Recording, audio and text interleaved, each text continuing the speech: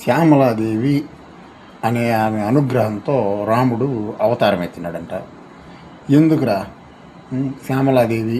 ఎవరు శ్యామలాదేవి ఇంతకీ?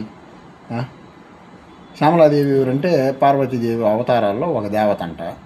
దేవి భాగవతం అనేసి ఒక పుక్కిటి పురాణాన్ని రాసుకున్నారు వీళ్ళు. ఈ దేవి భాగవతం అనేది ఈ వ్యాస మహర్షి రచించినటువంటి భాగవతం ఉంది కదా, దానికి వీళ్ళు ఆపోజిట్గా రాసుకున్నారు. దీంట్లో ఈ దేవి భాగవతంలో ఏమంటే విష్ణుదేవుని అవతారాలన్నీ ఈ ఆడదేవతల అనుగ్రహం వల్ల కలిగినాయని ఒక్కో అవతారానికి ఒక్కొక్క ఆడదేవతను తగిలిచ్చినారు వీళ్ళు. ఎవరు? ఈ స్మార్తులు అనేవాళ్ళు. స్మార్తులు శాక్తేయులు. శాక్తేయులు అంటే ఈ అమ్మవారిని పూజించేటువంటి అదొక మతం అన్నమాట.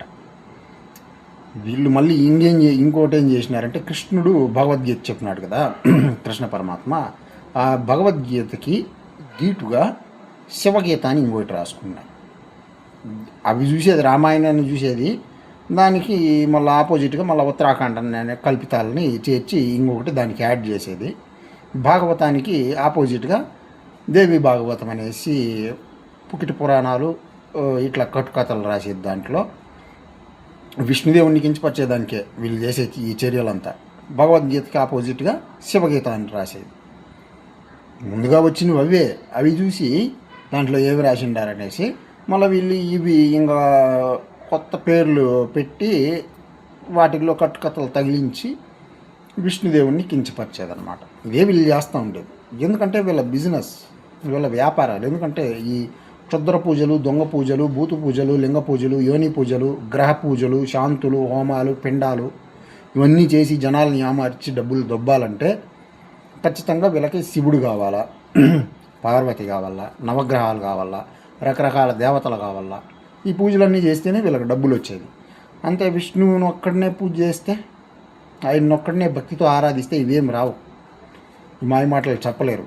ఎందుకంటే విష్ణు ఆలయాల్లో ఇవన్నీ ఉండవు. ఒక్కోది వైష్ణవం అనేది.